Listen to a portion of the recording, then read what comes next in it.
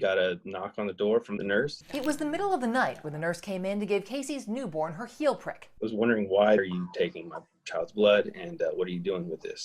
Like every baby born in the state, her newborn blood filled 6 spots on a special card, used to test babies for dozens of genetic disorders. The test itself is crucial and potentially life-saving, but it's what happens after the test that has some concern. Started Googling it, and I came across your article. He was shocked to learn his daughter's leftover blood spots would become property of the state, stored indefinitely for research without his knowledge or consent. You see, California's been storing every child's blood spots since 1983, collecting more than 9.5 million since 2000 alone, and can now test newborns for more than 80 genetic disorders thanks to research using those stored blood spots. The state has long insisted the blood spots are de-identified before researchers can purchase them for approved studies. But Casey reached out from the hospital for an update now that the Golden State Killer case is proved DNA is inherently identifiable. It absolutely can be re-identified. Cece Moore is a genetic detective using genealogy DNA to help solve crimes. What has the Golden State Killer case taught us about newborn blood spots? That a very large percentage of the population in the United States can be re-identified. A blood spot is actually a perfect sample. And records obtained by CBS 13 reveal blood spots are used by law enforcement.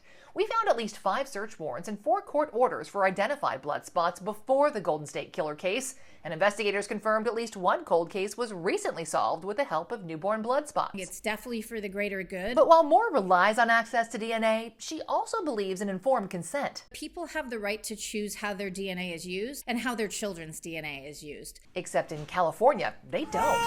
While parents must pay the state for their child's genetic test, the law does not require the state get consent before storing or selling remaining blood spots to researchers. I was shocked. You can request the state destroy them after they've been stored, but the state says it may not be able to comply, and most parents have no idea how. The information used to be buried on page 13 of a booklet parents were entitled to by law, but the booklet's been replaced by this one-page pamphlet which makes no reference to storage, research, law enforcement, or opting out.